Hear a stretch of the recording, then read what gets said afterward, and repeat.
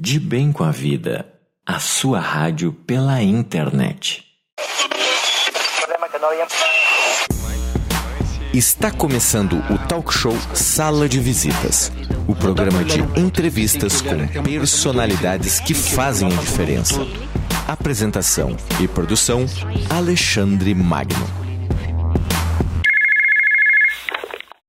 Muito boa tarde, ouvintes. Rádio de Bem com a Vida.com, o seu espaço sonoro para a alma. Hoje é segunda-feira, 5 de fevereiro, e eu estou em mais uma edição de entrevistas aqui pela Rádio de Bem com a Vida.com, direto de Curitiba.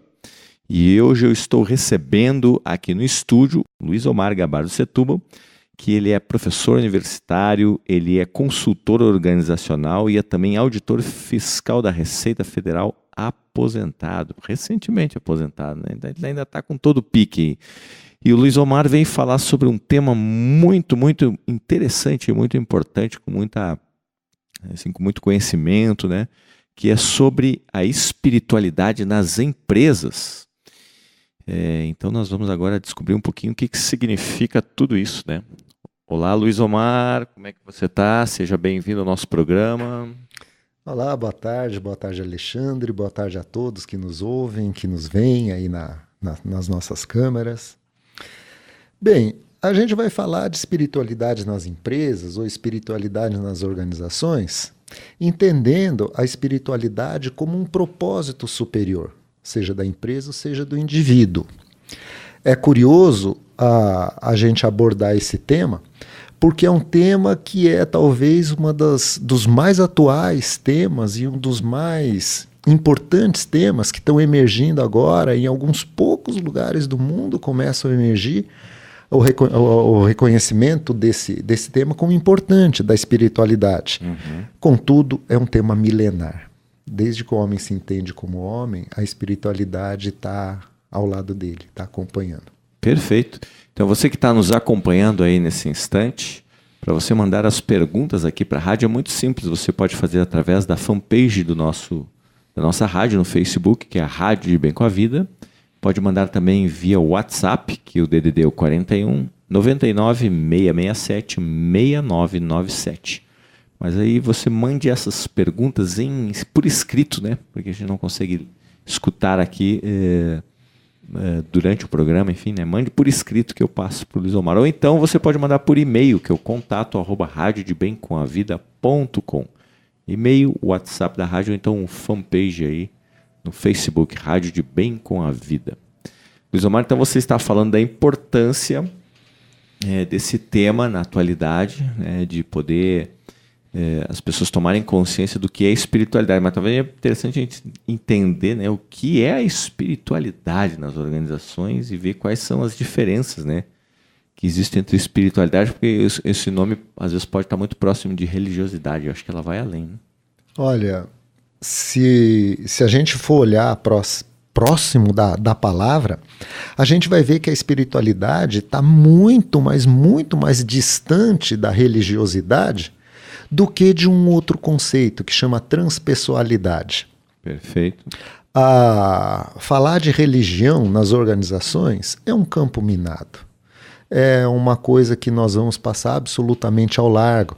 Mesmo tendo pontos de contato de espiritualidade com religiosidade, as religiões elas têm o seu campo próprio, a sua dimensão própria, e quando a gente está abordando a espiritualidade, nós deixamos um pouco de lado essa questão das religiões. Religiões são sistemas de crença, muitas vezes códigos morais, códigos de conduta. O objetivo da religião está muito mais em fornecer esperança e consolo, e promover uma relação de reintegração, de religação com a divindade. A espiritualidade nas organizações é diferente, é muito diferente. A proposta e a dimensão que a gente explora nesse tema é muito mais de buscar a felicidade nas organizações. Por isso ela está mais ligada ao propósito superior, à razão de ser, tanto do indivíduo quanto das organizações. O propósito da organização, então, seria para onde ela aponta, enfim, para onde é o seu intento de existir, hein? Isso. Já de alguns anos, é muito comum a gente encontrar organizações onde tem nas suas paredes, em cada sala, no site, né, na página inicial do site da internet, a declaração de missão da organização. Isso foi uma coisa que surgiu já há umas boas décadas e de alguma forma se alastrou por todas as organizações, porque é uma coisa importante. É uma coisa importante a própria organização dizer a que veio, para que ela serve, qual que é a razão da existência dela. A declaração de missão é um dos fundamentos da ação das empresas na sociedade. Uhum. Agora, nem toda empresa já nasce com essa missão clara, né, Luiz Omar? Não. Normalmente as empresas nascem e não tem isso claro, ou pelo menos não tem isso formalizado.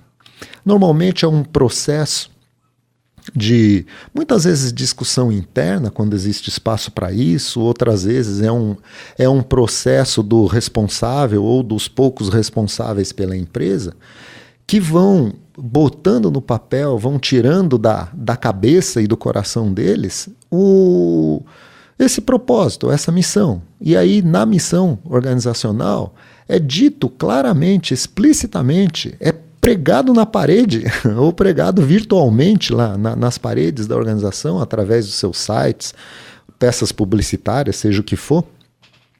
É divulgado o que essa empresa faz, para quem que essa empresa faz, em benefício de quem ela faz, qual que é o métier dela.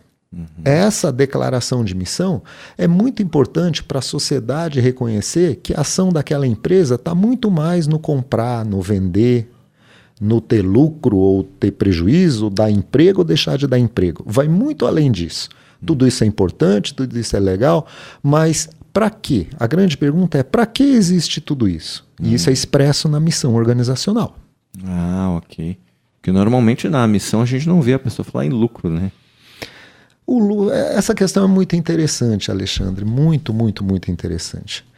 Porque a gente fala em empresa, principalmente e fundamentalmente empresas privadas, e sempre tem alguém que fala assim: esse negócio de missão é bobagem, porque no final das contas a empresa visa o lucro, a missão dela é ter lucro. Tá, o lucro é uma ferramenta, mas não é a missão. Ela não existe para dar lucro. Ela existe para cumprir um papel no mercado, para cumprir um papel na sociedade, para cumprir um papel no ambiente. Só que ela precisa do lucro. O lucro é muito importante. O lucro é que garante a sobrevivência e o crescimento da empresa. A gente usa um termo técnico chamado KPI, né, que são os indicadores-chave de desempenho. Talvez o principal indicador-chave de desempenho da organização seja o lucro. É ali que vai estar explícito, através de um número, se essa empresa está gerando riqueza ou não. Através da sua prestação de serviço, através da sua comercialização de mercadorias, através da sua produção. Não importa em que ramo ela atue, mas ela precisa disso, ela precisa gerar lucro primeiro para sobreviver como organização. Claro. E no segundo momento para crescer. A retenção de lucros é que faz a empresa crescer. Agora, crescer para quê? Gerar riqueza para quê? É aí o campo da missão. A missão é muito maior do que o lucro. Por isso a importância dela e o reconhecimento dessa importância quando todas não, todas é muito, né? Mas a maioria das empresas, as principais empresas mais conscientes têm essa declaração de missão explicitamente formalizada. E essa missão da empresa, ela pode estar alinhada normalmente com quem está criando a empresa, quem é o dono da empresa, enfim, né? Que me parece que isso pode ter um processo de estar perto da missão pessoal, ou isso não tem nada a ver aí, Luiz Omar? Tem. O processo de criação de empresas é estudado dentro desse ambiente acadêmico, administrativo, através do conceito de empreendedorismo. As empresas surgem fundamentalmente por duas grandes razões básicas, ou por oportunidade ou por necessidade. A criação de empresas por necessidade funciona assim. Um exemplo, uma pessoa, um cidadão, perdeu o emprego, era empregado, perdeu o emprego, eu falei, puxa vida, o que eu vou fazer da vida? Então, o que eu sabia fazer? Sabia fazer tal coisa. Então, eu abro uma empresa para fazer aquilo que eu já sabia, aquela habilidade que eu dominava. Mas qual que foi o motivador? Foi a necessidade de ter uma ocupação. A outra vertente é a criação de empresas por oportunidade. A pessoa vislumbra uma oportunidade de mercado, vislumbra uma necessidade de pessoas. E quando ele estrutura um negócio para atender essa necessidade vislumbrada, essas pessoas deixam de ser simples pessoas e passam a ser os seus clientes potenciais. Tanto num quanto no outro caso, existe a possibilidade de você explicitar uma missão.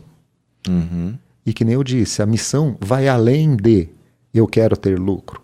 A missão vai além de eu preciso ter uma ocupação. Eu preciso gerar dinheiro. Tudo isso existe, tudo isso acontece, tudo isso é importante, mas é como se fosse um alicerce. Eu preciso mais, quando eu estou criando uma empresa, saber qual que é a razão final, qual que é o propósito superior dessa empresa.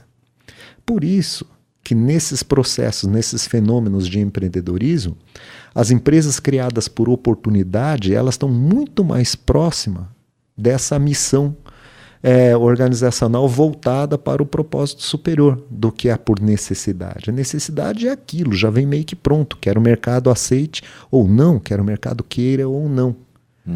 Por isso que a gente tem muita mortalidade de empresas quando você vai, estudando a gênese dela, vê que ela foi criada por necessidade.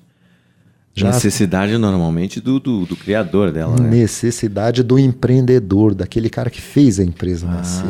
Então o foco aqui fica completamente diferente. Aí nesse primeiro caso é a necessidade do empreendedor e no segundo é a necessidade do mercado, das pessoas. Exatamente. Mercado é um termo muito genérico. É que nem empresa é um termo muito genérico. Se a gente for olhar 1 ou 2 passos além, a gente vai ver que sempre existem pessoas. Claro. Pessoas humanas, pessoas de carne e osso. Mesmo a empresa, ela é tratada como uma pessoa jurídica, mas a pessoa jurídica é uma ficção, é uma combinação, é alguma coisa virtual. Eu combino com você, você combina comigo, nós combinamos com todos dentro de uma sociedade que um agrupamento de pessoas, ou uma pessoa, 2, 3, N pessoas, que juntas estão ali desenvolvendo um negócio. Quando esse agrupamento é formalizado, isso vira um indivíduo jurídico, uma pessoa jurídica. Mas vai olhar lá no fundo, são seres humanos. Sim. Luiz Omar, então, aquele sujeito que está começando como empreendedor, o que ele precisa ter claro, né, para quando organizar aí a sua empresa, que criar uma missão que possa atender as pessoas lá, né, e não a ele mesmo. Quais são talvez aí os passos importantes para isso, né? Essa é a principal motivação de se explicitar a missão organizacional. É desde o principal responsável pela empresa, seja ela uma microempresa, um microempreendedor individual, ou seja a maior das multinacionais atuando, é importante que saia lá do fundo da mente de quem está criando ou de quem é o responsável ou do grupo de pessoas que são responsáveis, é importante que saia de dentro e fique explícito para fora para que serve aquela empresa. Seja que empresa for, que porte for, pode ser pública ou privada, não importa. Toda empresa existe por alguma razão. Sim. E essa razão é importante que seja explicitada. Em respeito à sociedade, em respeito ao grupo de pessoas que está ali internamente trabalhando, em respeito ao grupo de pessoas externas, porém próximas, clientes, fornecedores, vizinhos, todo ser humano que está próximo daquela empresa, é importante saber para que ela existe. Sabe? É nesse sentido a importância da explicitação da missão organizacional. E nessa estruturação da empresa e saber qual é a missão dela, até que ponto o próprio empreendedor precisa ter consciência, talvez, da sua missão pessoal. Né? Sim. Porque eu pergunto isso porque ele precisa ter muita energia, né? A gente sabe hoje que aqui, principalmente no Brasil, né, o empresário precisa ter muita dedicação, muita energia, assim, muita paciência, né, para tocar um negócio para frente de forma assim com sucesso, que atenda as pessoas, que tenha lucro, né? Mas ele tem que fazer algo que realmente tenha significado para ele. Sim. É aqui no Brasil, é em qualquer lugar do mundo. Uhum. Muitas vezes a gente supervaloriza as nossas mazelas. Mazelas existem em qualquer lugar, desde o país de primeiro mundo até o mais pobre dos países. Hora mais, hora menos, hora de um jeito, hora de outro. Mas as dificuldades, elas existem. Elas estão aí para, de alguma forma, sofrer a ação do ser humano, que superando as dificuldades, vão melhorar o seu ambiente do entorno e vão individualmente, pessoalmente evoluir. Mas você tocou num ponto muito interessante, Alexandre, a questão da missão pessoal daquela pessoa que montou a empresa, do empreendedor, que de alguma forma tirou da sua mente e trouxe para esse mundo que a gente convive, né? O mundo real, que vamos dizer assim, o mundo material. Essa missão pessoal é muito importante para ele, mas também é muito importante para todo mundo que está ali na empresa. A rigor, é importante para toda a humanidade. E é curioso, diferente da compreensão que as empresas têm da importância de uma declaração de missão organizacional, é muito raro você encontrar pessoas, sejam elas quais forem, mesmo o empreendedor, mesmo as mais cultas pessoas que a gente convive, é difícil essa pessoa ter a consciência de qual é a sua missão pessoal. É aí que começa o trabalho da espiritualidade nas organizações. É a gente, primeiro, mostrar que as empresas hoje é comum, isso não é mais nenhuma novidade, você trabalhar com uma declaração de missão organizacional. Mas é novidade trabalhar com uma declaração de missão pessoal. A gente falou no começo que isso é novo, mas é milenar. Desde da aurora dos tempos, se fala que o que a gente precisa como ser humano, vivendo essa nossa experiência, é se autoconhecer. O autoconhecimento é o caminho para a evolução. E o principal conhecimento desse autoconhecimento vem a ser esse. O que eu vim fazer aqui? Nessa existência, qual é a minha missão? Para que eu sirvo? Essa é a missão pessoal. E quando se fala em missão pessoal, a gente tem que fazer um mergulho na alma também, né? Ver o que você traz aí. Claro. E uma outra coisa mais curiosa ainda é o seguinte: todo mundo sabe a sua missão pessoal. Só que a maioria, mas a imensa maioria, 90 e muitos %, tem esse conhecimento no nível inconsciente. Ele não está no plano consciente. Não estando no plano consciente, muitas vezes as ações, os comportamentos estão desalinhados com essa missão pessoal. Claro. E isso muitas vezes gera angústia, gera sofrimento e a pessoa nem sabe por quê. Fala, minha vida é vazia, sabe?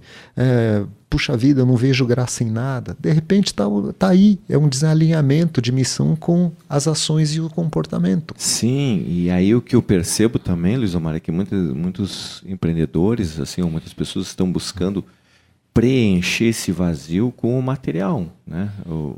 Achando que é um volume de dinheiro, um volume de bens, que é importante, mas isso não vai preencher. Exatamente. A pessoa pode a gente ver alguns empresários, alguns empreendedores assim, financeiramente bem, mas alguns em processo de depressão, com a sua saúde já um pouco desgastada, né? Alguns assim, ganham um peso de uma forma absurda, vê que é uma descompensação pelo excesso de trabalho. Mas quando você consegue se alinhar com isso, que você vai olhando para a sua alma, a sua vida vai dando uma aprumada. Né?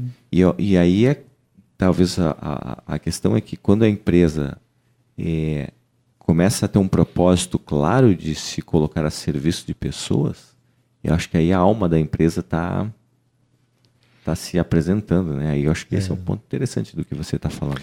Você sabe que se a gente olhar para os extremos, a gente vai ver coisas interessantes. É sempre bom olhar para o extremo, aquela condição limite. Porque esse contraste, essas cores fortes, às vezes despertam a gente para algumas verdades que não estão tão evidentes assim. Muitas delas contrariam o senso comum. Senso comum são crenças compartilhadas, não necessariamente fatos, mas crenças. Então vamos olhar para dois extremos. Vamos começar por esse que você acabou de falar.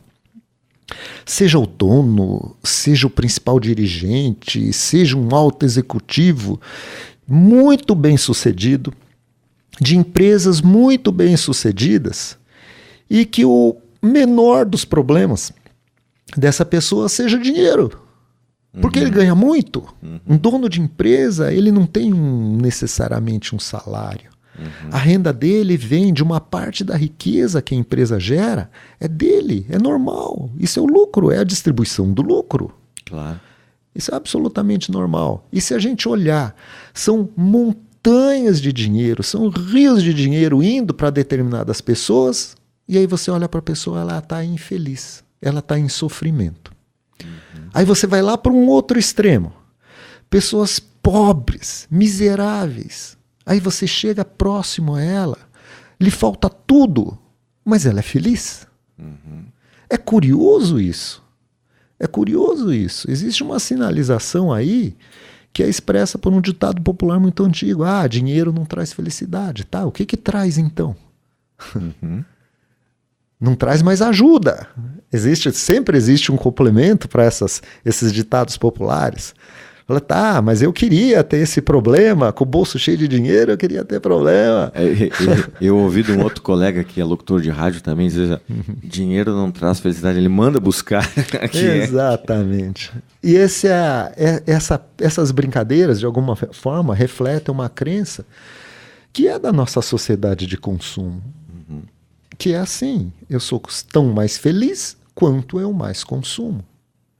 Isso voltando ao nosso tema lá da espiritualidade nas organizações, isso gera um outro fenômeno também tremendamente comum e ao mesmo tempo gerador de infelicidade. Ou talvez uma coisa que é menos ruim que infelicidade, que é sofrimento. Os dois, quando estão juntos, é terrível, mas eles podem existir separadamente, que é assim. A pessoa tem um trabalho que é muito bem remunerado. Portanto, ela tem dinheiro. Mas aquele trabalho não a agrada. Mas aí sim, ainda assim, ela vai e faz esse trabalho, por mais penoso que seja, para conseguir dinheiro e, com o dinheiro, viabilizar a felicidade dela. Seja através do consumo, de bens, de serviços, do que quer que seja, ou seja através da realização da sua missão mesmo. Assim, você ganha dinheiro numa empresa e depois investe esse dinheiro num voluntariado qualquer que aquela pessoa faça. Isso também é cada vez mais comum hoje em dia. Quando a gente fala de espiritualidade nas organizações, a gente está dizendo o seguinte, não precisa ser assim. Não precisa necessariamente a pessoa viver em sofrimento na empresa para poder realizar a sua missão pessoal. É nesse sentido que a gente trata essa terminologia, essa palavra espiritualidade. E é por isso que espiritualidade está ligada a propósito. Propósito da empresa, mas também, principalmente, propósito do indivíduo que está na empresa. Não importa em que posição dentro do organograma. O propósito, você fala dele, o propósito de vida dele. Isso, um propósito de vida, um propósito superior. Então tá, eu estou fazendo a entrevista aqui com o Luiz Omar Setúbal Gabardo e você pode mandar as suas perguntas se tiverem através do fanpage da rádio, do Facebook, que é Rádio de Bem com a Vida, através do nosso WhatsApp, que é o 41 99 667 6997. Ou então através do contato @radiodebemcomavida.com. Qualquer um desses 3 canais chega aqui na mesa e o Luiz Omar vai responder para você. Luiz Omar, me conte, o sujeito abriu a empresa, já está há um tempo com ela funcionando e ele se dá conta que o propósito de vida dele não é bem o que ele executa hoje. Como ele faz para fazer essa migração, né, de descoberta de propósito, migrar o propósito da sua organização, enfim, alinhar tudo isso, né? Eu sei que é difícil, mas não é tão dolorido assim. Claro. Se você me permitir, junto com esse empreendedor que percebeu esse desalinhamento, eu colocaria também as pessoas que estão ali junto com ele. Uhum. Eu colocaria também um grupo bem heterogêneo, que pode ser uma outra situação. Por exemplo, o empreendedor, ou a pessoa que criou a empresa, ele está muito feliz, mas alinhado, é aquilo mesmo que ele queria da vida, mas a turma que está com ele, seus funcionários, não. Uhum. E vai motivar esse povo. E como é que faz? Aí a gente volta para a questão da missão pessoal. E aí que, como a gente comentou agora no começo da entrevista, é aí que está a grande lacuna. É a falta da consciência da missão pessoal de cada pessoa, seja nas organizações ou seja fora das organizações. Isso é generalizado. Mas vamos focar nas organizações, que é o nosso tema de hoje. Uhum. Quando a gente fala de missão pessoal, a gente está falando, em última análise, da identidade da pessoa. Uhum. E aí começa uma grande confusão, uma grande lacuna, quando a gente pergunta para as pessoas, ou quando a gente fala para a gente mesmo, algo tipo assim: Luiz Omar, se apresente para esse grupo. Como é que eu vou me apresentar? O Alexandre, se apresente. Ou você que está me ouvindo aqui, como você se apresentaria para um grupo para o qual você não conhece, está cheio de gente que nunca te viu na vida? Uhum. E o padrão de apresentação é assim: eu falo meu nome e falo minha profissão. Eu sou Luiz Omar, professor universitário. Esse sou eu. E a maioria das pessoas se dá por satisfeita com esse nível de conhecimento de quem é o outro. Até a gente. Claro. Agora, se a gente começar a fazer algumas perguntas instigantes, tipo: você é seu nome? Você que está me ouvindo agora aí na rádio, eu te pergunto: você é seu nome? Você é sua profissão? Ou você é muito mais do que isso?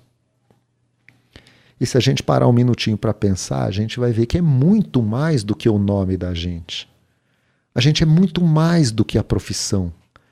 A profissão é uma coisa que às vezes vem e vai. A profissão não é um ser, é um estar. Uhum. Se a gente for olhar na verdadeira identidade nossa, buscar a verdadeira identidade nossa, a gente vai encontrar ali a missão. E a nossa identidade, ela está associada a 3 elementos, a trazer para o nível consciente 3 elementos. O primeiro deles é: quais são as minhas qualidades? Sabe, no que eu sou bom? Existe uma coisa cultural muito ruim. Aliás, é pior que ruim, é perversa, que é uma dificuldade que as pessoas têm em reconhecer as próprias qualidades. Nesses trabalhos de identificação de missão pessoal, é tremendamente comum acontecer coisas assim. Eu peço para cada um pegar uma folha de papel e escrever entre 10 e 20 qualidades que cada um tem. É um trabalho individual. E tem muita gente que não consegue sair da primeira, segunda. Aí eu brinco com o pessoal, da mesma forma que eu vou brincar aqui com você, com os nossos ouvintes.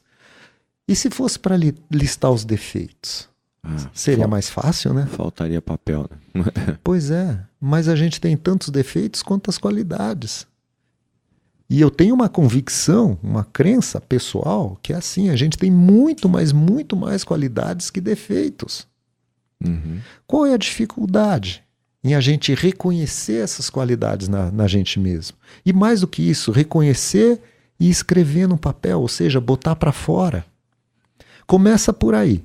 Começa com o reconhecimento das nossas qualidades. Num segundo passo, ou num segundo nível, a gente começa a explorar dentro da gente mesmo coisas que gostam de fazer. Aí é mais fácil, porque tem um monte de coisa que eu gosto de fazer. E num terceiro nível, a gente começa a trabalhar em benefício de quem essas coisas são feitas. Normalmente não se pergunta diretamente, porque isso não está no plano consciente. Mas quando a gente pergunta para as pessoas, como é que você descreveria um mundo ideal? O mundo de hoje é cheio de imperfeições, cheio de defeitos. Tá, mas eu não estou falando do mundo que você está enxergando. Eu gostaria de falar do mundo que você quer ver. Na tua visão, como é que poderia ser um mundo ideal?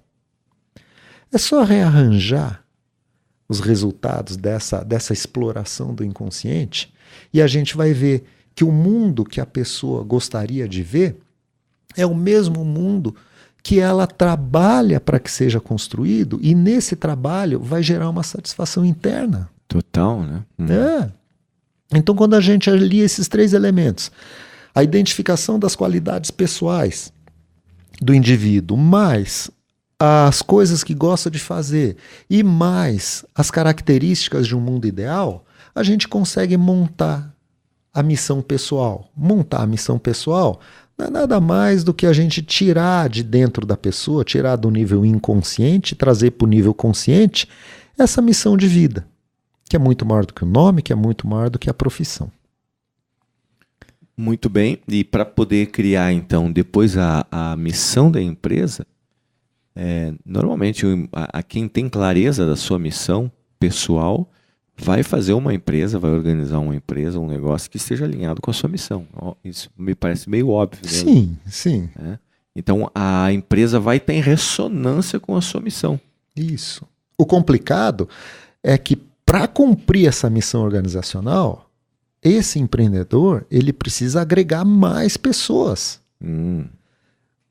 Antigamente, muito antigamente, se falava nos recursos humanos, o pessoal envolvido, os recursos humanos. Hoje em dia a terminologia mais usada é pessoas, e são pessoas mesmo, são indivíduos, que cada um deles tem a sua missão, também a sua missão pessoal. E o que é pior, cada um deles tem a sua missão não consciente. Então, seria assim, muito valioso poder escolher pessoas com a sua missão muito próximas ao seu negócio. Né? Isso. O primeiro passo talvez seja tirar do inconsciente e trazer para o consciente essas missões. Missões individuais. E é aí que funciona, é aí que opera o trabalho da espiritualidade nas organizações. Em vez de, agora eu vou recrutar alguém só com a minha missão. Eu falei, não, a turma que está aqui comigo hoje, as pessoas que me rodeiam hoje, como é que é o perfil dessa turma? Então esse trabalho de fazer emergir para o plano consciente as diferentes missões individuais já vai dar uma clareza não só para o empreendedor, e aí eu arrisco dizer que mais importante do que o empreendedor é o próprio indivíduo. Ele não numa posição passiva de, vão descobrir a minha missão. Não, não é assim. O próprio indivíduo, eu vou descobrir a minha missão. Ele vai se autoconhecer. É só imaginar uma empresa gigante, uma multinacional, uma empresa de 20 mil, 50 mil, 100 mil funcionários. Dá para fazer um trabalho para trazer para o plano consciente a missão pessoal de cada uma dessas pessoas? Lógico que dá. Tranquilo, isso a gente vai dizer que é fácil, mas não é tão fácil, mas é possível. É altamente viável. E no plano seguinte, a empresa vai se moldar aos seus 100 mil funcionários? Não vai, esqueça, não vai. Claro. O funcionário que precisa se posicionar, mas aí num outro patamar. O funcionário, na sua dimensão pessoa, indivíduo, ele estando consciente da sua missão pessoal, ele vai ter condição de individualmente confrontar a sua missão pessoal com a missão organizacional. E aí vai procurar pontos de contato e pontos de afastamento. É esse trabalho de alinhamento, É esse trabalho de uma busca de aproximação das missões pessoais com a missão organizacional, é que é o trabalho de desenvolver a espiritualidade na organização ou nas organizações. Essa busca de alinhamento é que vai fazer, vamos usar um termo bem legal, né? Vai fazer uma alquimia organizacional. Quantas e quantas e quantas pessoas não vivem em sofrimento nas organizações, fazendo um trabalho que não gosta, se submetendo a situações que lhe desagradam, a troco de dinheiro, porque eu preciso de dinheiro para me realizar fora da empresa. Uhum. Curiosamente, esse é o verdadeiro trabalho. A palavra trabalho tem uma raiz latina que vem do tripalho. 3 pedaços de pau colocado no pescoço. Lá no interior a gente chama isso de cangalha. Uhum. Mas os latinos, os romanos antigos chamavam de tripalho, e isso deu origem à palavra trabalho. Uhum. É diferente de uma outra palavra que significa esse esforço humano, lá na raiz latina, que é o lavoro. Lavoro. Hoje em dia, no nosso português, se confunde o conceito de trabalho. A palavra trabalho tanto pode embutir o conceito de tripalho quanto o conceito de lavoro. Como transformar um tripalho num lavoro? Como transformar um trabalho penoso num trabalho que lhe agrade, principalmente que lhe realize? Uhum. O primeiro passo é esse, é a gente conhecer o que me realiza pessoalmente, o que me dá identidade. É a minha missão. E qual é a missão da empresa? Como eu posso aproximar? Como eu posso fazer essa alquimia de transformar um tripalho num lavoro? Muitas vezes passa por um caminho que a gente diz, não é fácil. Muitas vezes é um sacrifício fazer isso. Uhum. A alquimia está em transformar o sofrimento em sacrifício. Ambos impõem dor, mas o sacrifício visa algo maior lá na frente. Sacrifício também tem a raiz latina do sacro ofício. É um trabalho sagrado. É um trabalho sagrado porque visa um algo maior. Se eu conseguir vislumbrar, se eu, enquanto pessoa que estou trabalhando numa organização, conseguir vislumbrar um ponto de contato entre a minha missão pessoal e a missão daquela organização, eu posso conscientemente falar para mim mesmo, eu vou fazer um trabalho sagrado de aproximação. Ou em termos técnicos, vou fazer um alinhamento de missões, claro. Coisas assim. Então você está dizendo aqui, Luiz Omar, que não precisa que a sua missão esteja ressonante 100% com a missão da empresa, mas que tem alguns pontos de contato com a missão da organização e ali, de acordo com a função ou com o cargo, você poder exercer isso. Isso. Eu acho que é uma certa ingenuidade a gente achar que a gente vai pegar a gente trabalhando numa organização, vivendo um sonho que não é nosso, a gente vai se identificar 100% com ele. Uhum. É um sonho. Uhum. É muito pueril acreditar que isso vai se dar 100%.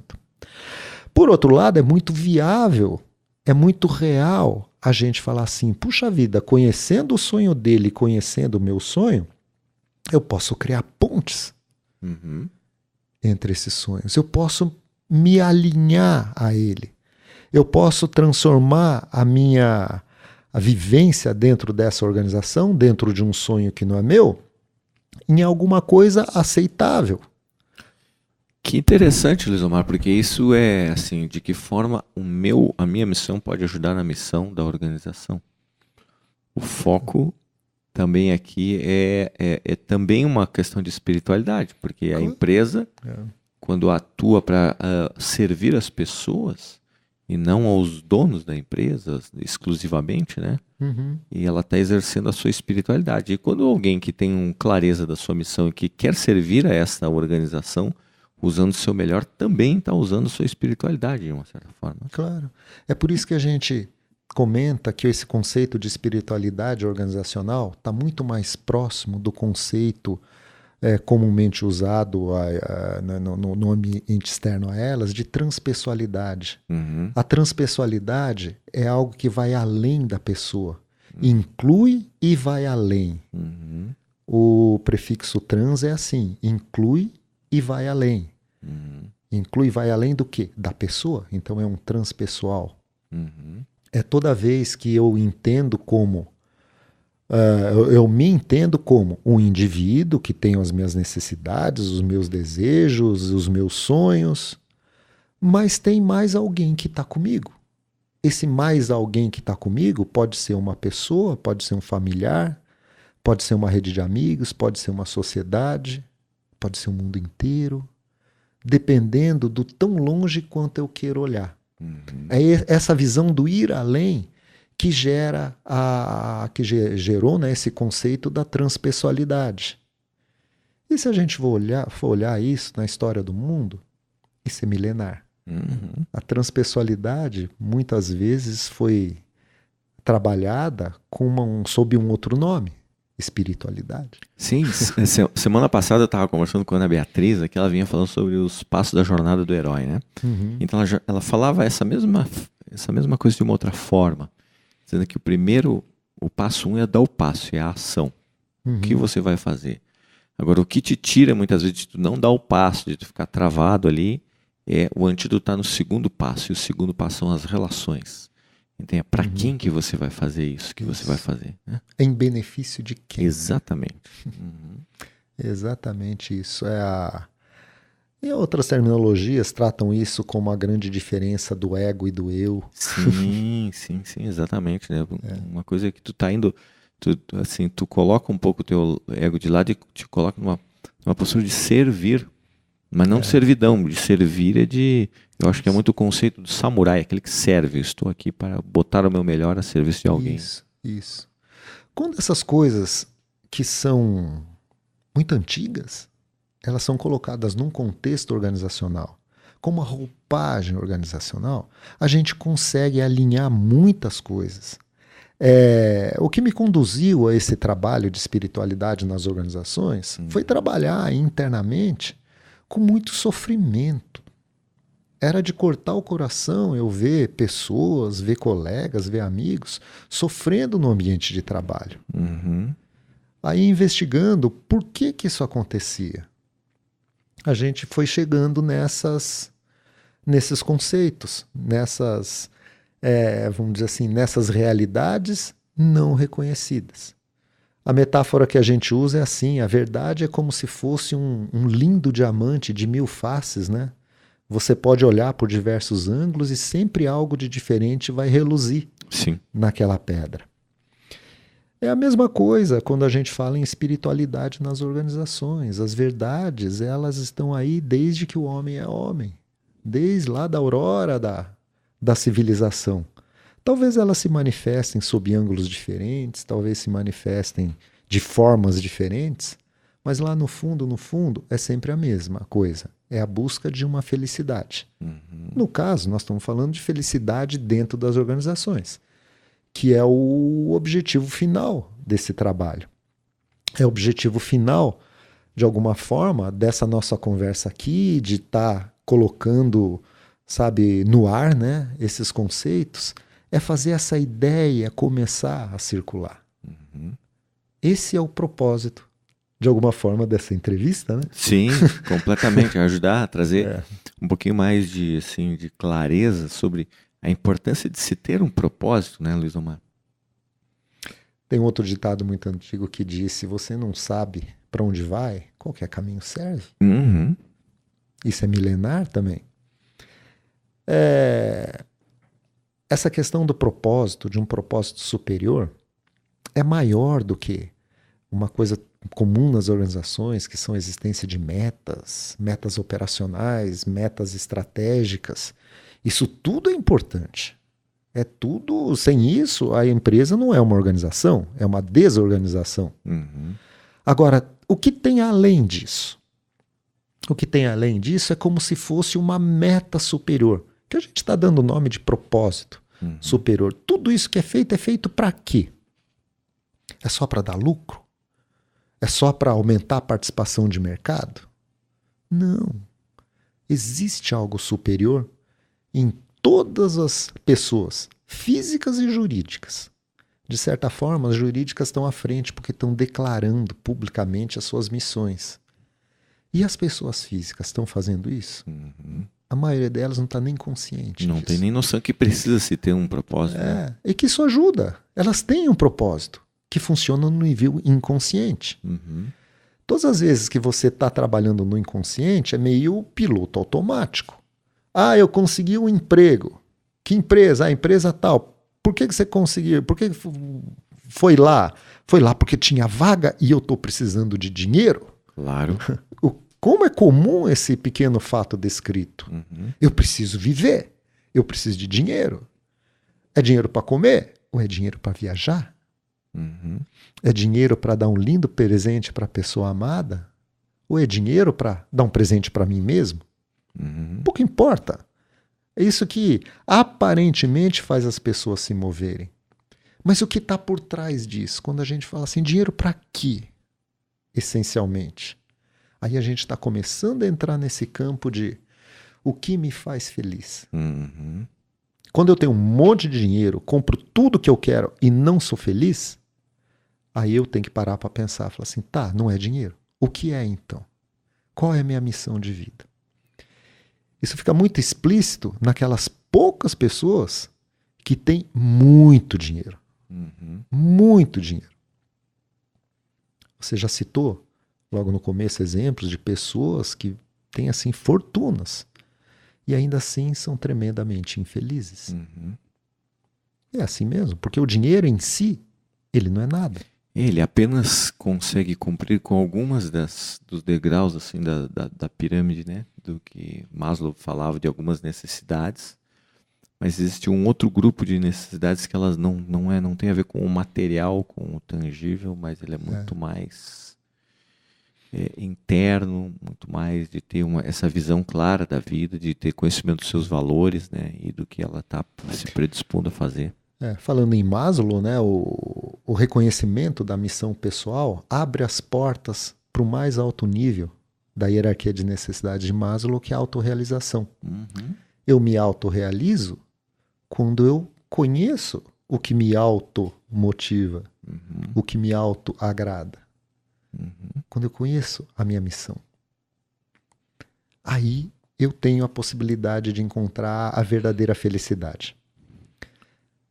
Muito bem, nós já estamos encaminhando o nosso programa para alguns finalmente aqui. Se você ainda quer mandar perguntas, ainda temos um tempinho. É muito simples, contato@radiodebemcomavida.com ou então pela fanpage, né, da Rádio de Bem com a Vida, ou então até mesmo o nosso WhatsApp, o DDD 41 99 667 6997. Algum conceito interessante, Luiz Omar, que você falava em off, né? Aqui a gente hoje conhece os CEOs, né? Mas tem alguém mais acima ainda aí, ou mais com uma visão mais clara disso. CEO é um termo técnico que designa o chefão. É o Chief Executive Officer. Essas siglas em inglês, elas são muito comuns porque é a linguagem internacional de negócios. Mas traduzindo para o português claro, é o chefão, é quem manda. Manda a chuva. Manda a chuva. É o grande chefe. É o CEO. Na máfia era o Don Corleone, o poderoso chefão. Dentro dessa terminologia, tem o CFO, que é o Chief Financial Officer, que é o executivo de finanças, e assim, em cada uma das áreas tem todo o seu termos em inglês. E foi cunhado também um termo em inglês, que é o CSO. CSO. Chief Spiritual Officer. Opa, vamos lá, o que é um Chief Spiritual Officer? Da mesma forma como tem o chefe geral, o chefe executivo de finanças, de produção, de suprimentos, de seja o que for, começou a aparecer muito recentemente essa terminologia. Ter o chefe espiritual. E o que faz esse chefe espiritual, né? O que de alguma forma, nós estamos comentando. Essa pessoa, e isso aí a gente abre um parênteses, né? Pode ser uma pessoa com uma caixinha no organograma, ou pode ser uma função difusa na organização, executada por diferentes pessoas. Uma outra observação que a gente faz é que é raríssimo a gente encontrar isso. Raríssimo.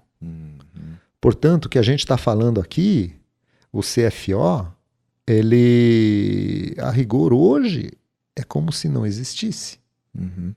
Mas daqui 5, 10 anos, vai estar cada vez mais presente. A gente está falando de coisas que estão engatinhando, que estão começando agora no mundo organizacional. Mas essas coisas têm força, uma força milenar por trás. Porque está trazendo uma fonte de equilíbrio que sempre houve, sempre existiu nas demais áreas de atuação do ser humano ao longo da história da humanidade. E por que não nas organizações? Essa pessoa ou essa função do chefe espiritual busca justamente isso. É olhar as missões individuais e ajudar nesse caminho de alinhamento com a missão organizacional. Não há o que se falar em missão organizacional, isso é um conceito já estabelecido, isso é uma coisa que já está em uso e está sendo muito bem aplicada por várias e várias empresas. Agora, qual que é o próximo passo? É alinhar as missões pessoais a essa missão organizacional. Então o CSO ajudaria a pessoa a ter clareza da sua missão pessoal e como que a sua missão pessoal contribui com a missão da empresa. Ele faz toma consciência e alinha isso. Isso, ele ajuda a pessoa nesse alinhamento. Primeiro ajuda a trazer para o plano consciente essas missões pessoais. Ao trazer para o plano consciente, tudo pode acontecer. Desde uma incompatibilidade total. Sim, a pessoa diz, não é aqui que eu devo ficar. Aqui não é o meu lugar. Aham. Então sai, num processo de outsourcing, vai colocar aquela pessoa ou relocar essa pessoa em alguma outra empresa, até uma coisa mais crua, demite. Promove, ou até promove para o mercado. Promove para o mercado, ou programas de demissão voluntária, ou sei lá, ou facilita de alguma forma que essa pessoa encontre o caminho que vai lhe dar a felicidade. Perfeito. Esse não tem um tom pejorativo, a saída da pessoa da empresa. Ao contrário, um tom positivo. Claro. Ajuda a pessoa a ser feliz. Claro. Ali dentro não tem jeito? Tá, então te arruma alguma coisa fora. Sim. Um outro papel muito importante dessa pessoa, que o papel dos antigos RHs, fazia um papel clássico de RH isso, no final das contas. É assim, reposicionamento interno na organização. Puxa vida, eu descobri que a minha missão pessoal tem muito mais a ver com finanças do que aqui no marketing, onde eu estou hoje. Claro. A diferença é, em vez da empresa agir com o seu grupo de pessoas que trabalha com tipo assim, as pessoas ficam paradas esperando uma ação da empresa, o foco é um pouco diferente. Em vez de um comportamento passivo dos funcionários, existiria ou é facilitado um comportamento ativo desses funcionários. Eles tendo conhecimento da visão pessoal deles, tendo conhecimento da visão organizacional maior. E se essa organização tiver, aí também é uma outra lacuna, o desdobramento das missões organizacionais nas suas diferentes áreas, departamentos, seja como for que ela se organize, fica fácil as pessoas se movimentarem. Claro. Por espontaneidade e não por obrigação. Fala, eu vou te tirar aqui do almoxarifado e vou te colocar lá no RH. Pô, por quê? Porque está precisando de gente lá? Não seria bem assim. O movimento seria algo diferente. Seria, quais são as diferentes missões organizacionais e qual é o perfil das missões pessoais? Eu preciso distribuir essas pessoas, tanto quanto possível, alinhando essas missões, uma com a outra. Mas não dá para alinhar 100%. O normal é isso mesmo, não dá mesmo. Mas caminhar para o alinhar 100% transforma, quase que como mágica, um sofrimento num sacrifício. Sabe, uma dor sem razão numa dor com propósito superior. Sabe? Então, eu fico pensando se nos currículos hoje não deveria ter já com clareza qual é a sua missão quando você entrega numa organização, né? Aí entra uma outra dimensão de complexidade e na verdade, é uma dimensão maravilhosa do ser humano. A missão pessoal, ela pode evoluir. Sim. A missão pessoal de um ser humano nos seus 20 anos pode ser diferente desse mesmo ser humano aos 30. Sim, vai maturando. Aos 40. A própria vida vai transformando a pessoa. Ao contrário de máquinas e objetos que envelhecem, deterioram, estragam, curiosamente o ser humano fica mais novo à medida que passa o tempo. Porque ele sempre é a versão mais nova dele mesmo. Quando o ser humano, individualmente, qualquer que seja a razão, desiste de fazer as suas atualizações, os seus upgrades de software, aí ele envelhece, aí ele vira uma coisa. Porque ele está abrindo mão daquilo que é a característica fundamental do ser humano, que é a capacidade de evoluir, a capacidade de aprender, a capacidade de se renovar. Esse é o ser humano. A gente não é eterno, mas a gente sempre tem o potencial de, enquanto está aqui, está se renovando, está ficando cada vez mais novo. Muito bem, então estou conversando aqui com o Luiz Omar, que está falando sobre espiritualidade nas empresas através da ótica da missão dessa organização e da importância de conhecermos um pouco da nossa própria missão, né? Luiz Omar, para que a gente possa aqui encaminhar os finalmente da nossa conversa, você quer deixar alguma mensagem, alguma orientação para os empreendedores ou para as pessoas que estão aí querendo trabalhar com algum negócio próprio, enfim, né, e que precisam ter noção, né, de como usar a espiritualidade no seu próprio negócio? Eu acho que a grande contribuição que a gente dá são quase que como palavras que têm por objetivo despertar algo que já existe dentro de cada uma das pessoas que nos ouvem. Eu não tenho a pretensão de vir aqui ensinar nada para ninguém, ao contrário. Mas se a gente fizer algumas perguntas ou algumas colocações que façam as pessoas pararem para pensar, isso já é bom, isso é legal, isso cumpre o objetivo. E talvez a mais instigante das perguntas, eu vou repetir agora. Para você que me ouve, meu amigo, eu pergunto, quem é você? E não adianta mandar o e-mail dizendo que eu sou fulano de tal, moro em tal cidade, trabalho em tal lugar, porque você... E presta atenção, você é muito maior do que o seu nome, é muito, infinitamente maior do que a geografia onde você vive e é maior do que a sua profissão. A tua individualidade vai além disso. Procure descobrir quem é você.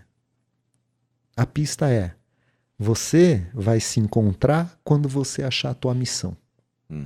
Quando você... Dentro dessa existência que você está tendo hoje, nesse momento, nesse tempo e nesse espaço, você descobrir coisas tipo, eu vim aqui para isso. É isso que eu gosto. É isso que eu faço bem. E eu faço bem não só para mim, eu faço bem para pessoas que estão além de mim. Sejam quem for essas pessoas que estejam além. Pode ser a pessoa amada que está do seu lado, pode ser seus filhos, sua família, seu bairro, sua comunidade, sua cidade, seu estado, teu país, planeta inteiro. Esse limite quem escolhe é você. Luiz Omar, as pessoas que querem saber um pouquinho mais a respeito do seu trabalho, da sua consultoria, como que elas te encontram? Bem, primeiro eu deixo um e-mail de contato específico para isso, que é a razão social da minha empresa, uma empresa de consultoria que chama Sela e Gabardo. O e-mail é Sela, com S, 2 L's, A, S-E-L-L-A, .gabardo, que que é meu sobrenome, @gmail.com. E no instante seguinte, eu já peço uma enorme desculpa para todos, porque os meus trabalhos externos, eles estão vivendo um momento sabático agora. Uhum. Eu estou do meio para o fim do doutorado, onde algumas pesquisas nesse doutorado que eu estou concluindo envolvem esse tema, e aí eu tenho que exercer escolhas. Claro. Ou eu termino o doutorado, ou a gente continua nesse trabalho de orientação, de consultorias externas. A minha missão aqui, a minha missão pessoal que me trouxe aqui para essa entrevista foi trazer o tema. Foi, de alguma forma, instigar as pessoas a pararem para pensar sobre esse assunto. Principalmente aquelas pessoas que estão sofrendo no trabalho. Quem está feliz no trabalho, escuta essa conversa como agregou um conhecimento a mais.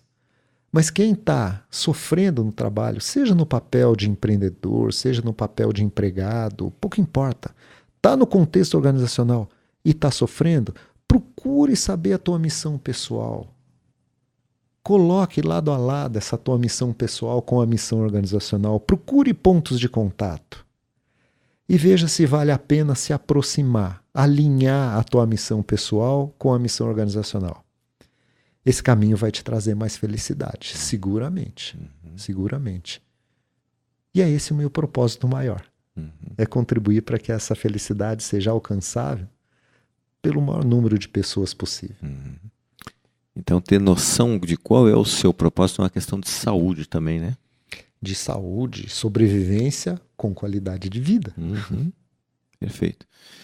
Luiz Omar, muito obrigado pela sua presença aqui e os temas que os termos, enfim, todo esse conhecimento que você compartilhou aqui com os nossos ouvintes. Eu tenho certeza que para muita gente isso já trouxe uma luz e um norte, né?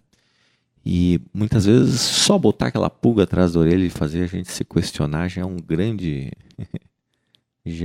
ato, né? Então essa entrevista vai ficar disponível no YouTube, né? Eu vou depois divulgar aí para os nossos ouvintes, para quem quiser escutá-la novamente ou até mesmo compartilhar. Os microfones aqui ficam abertos para quando você quiser voltar, Luiz Omar, e a nossa gratidão. Eu agradeço a você, Alexandre, agradeço a todos que nos escutaram no dia de hoje. E espero sinceramente que eu possa ter contribuído, que eu possa ter colocado um grãozinho de areia nessa construção de um mundo melhor. Tenho certeza que sim. Obrigado, Luiz Omar. Um abraço. Eu que agradeço.